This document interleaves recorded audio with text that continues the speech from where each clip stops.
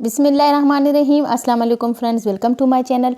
आज की वीडियो में आपके साथ शेयर करने वाली हूँ हम पौधों को अभी किस तरीके से खाद दे सकते हैं, कौन सी खाद देंगे जिनकी वजह से हमारे प्लांट्स की ग्रोथ तेज़ी से स्टार्ट हो जाएगी, किन किन प्लांट्स को हम अभी कटिंग से लगा सकते हैं, एक साथ जो हमने प्लांट्स लगाए हैं उनमें हम कौन सा फर्टिलाइज़र देंगे।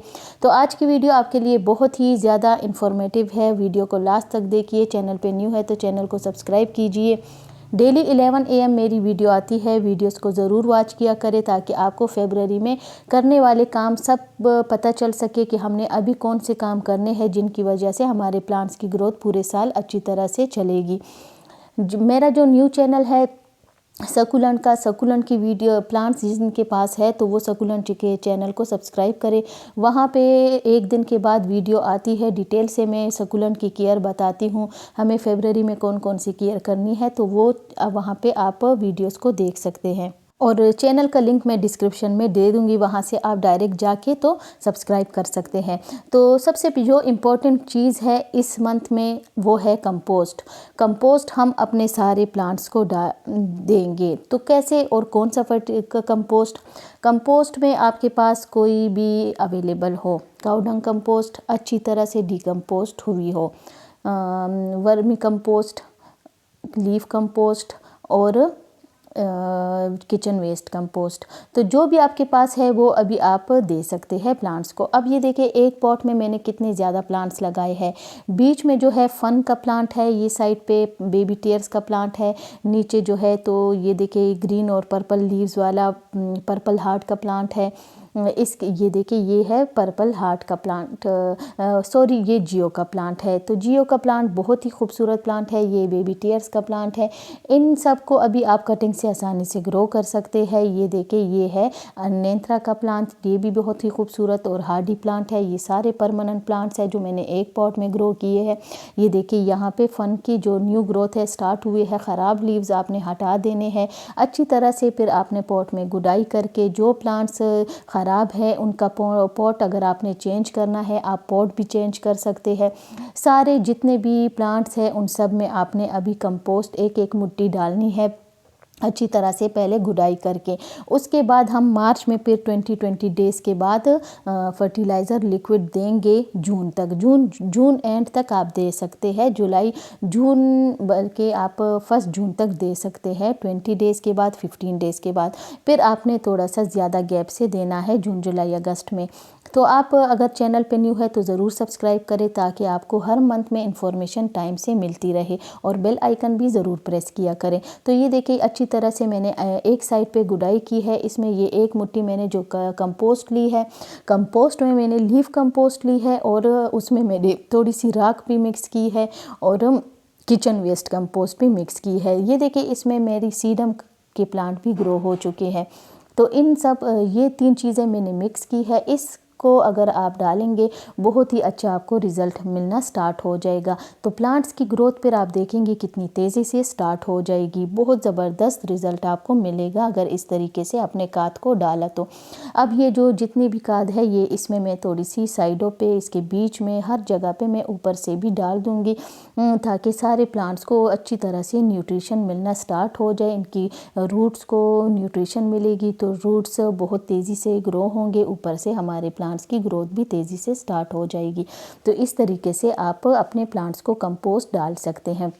इसके अलावा आपने अगर काऊ डंग कंपोस्ट ली है वो भी आपके पास है, वो भी आप डाल सकते हैं। किचन वेस्ट है वो डालें, अगर लीफ कंपोस्ट है आप वो डालें। तो कोई भी आपके पास अवेलेबल है इस मंथ में आप डाल सकते हैं, कोई भी टेंशन की बात नहीं है और प्लांट आपके ख़राब नहीं होंगे। इसके अलावा आपने एक काम ये करना है कि जब कंपोस्ट डाल दें तो इसको आप पानी दे के तो शेड में रख ले। फिर आपने कुछ दिनों तक पानी नहीं डालना जब तक कि इसकी मिट्टी सूख ना जाए। इसके बाद जब मौसम चेंज होगा फिर हम साथ साथ डेली जो है तो पानी देना स्टार्ट करेंगे।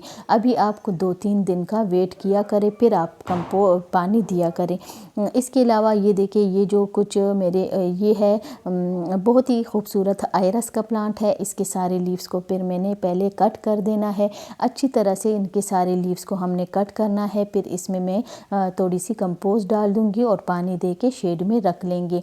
तो इस टाइम पे हमारा जो काम होता है गार्डन में, ये बहुत ही इम्पोर्टेंट मंथ है हमारे लिए। एक तो पेंट वगैरह करना मैंने स्टार्ट किया है, साथ साथ वीडियोस भी आपके लिए मैं डेली अपलोड करती हूँ ताकि आपको इन्फॉर्मेशन साथ साथ मिलती रहे, ताकि आपसे ये टाइम ज़ाया ना हो जाए। तो इस टाइम पे आप कंपोस्ट दें, क्योंकि कंपोस्ट देने का टाइम है मई तक हम कंपोस्ट प्लांट्स में दे सकते हैं। उसके बाद फिर हम फर्टिलाइज़र देंगे।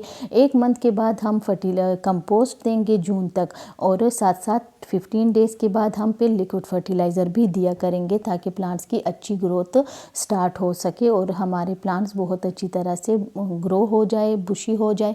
तो इसके लिए आपने ये काम ज़रूर करने होते हैं। इसके अलावा फंजीसाइड जो स्प्रे है वो भी आप कर सकते हैं अगर कीड़े वगैरह का अटैक हुआ हो तो।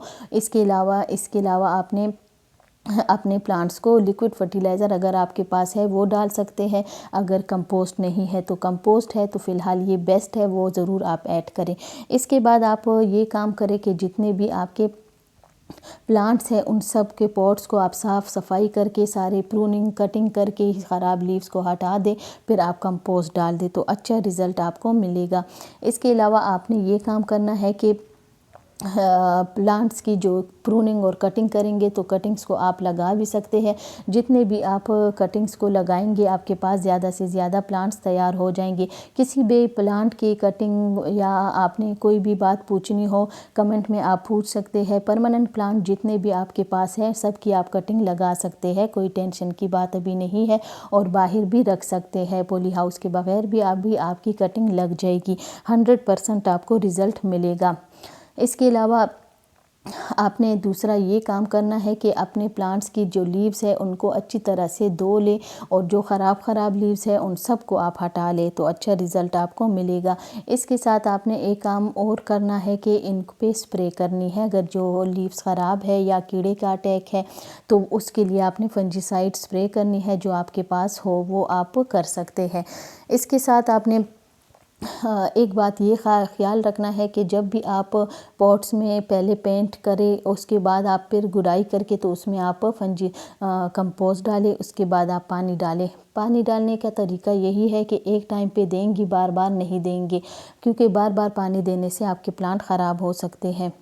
करें कि एक बार पानी आप दे दे, बस शेड में रख ले, बार बार आप पानी ना दें, इसकी वजह से आपकी कटिंग भी ख़राब हो सकती है, प्लांट्स भी।